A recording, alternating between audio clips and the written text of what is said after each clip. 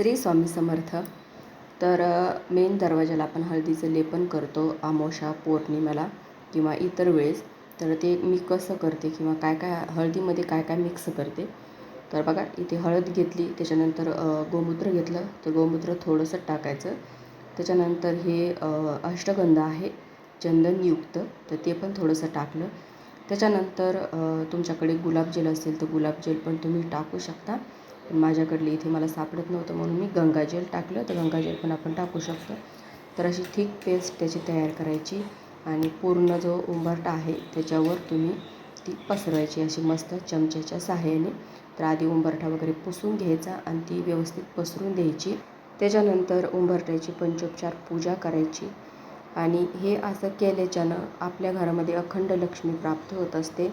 तर उंबरठा हा लाकडाचाच असावा. तर व्हिडिओ कसा वाटला तो नक्की सांगा. श्री स्वामी समर्थ.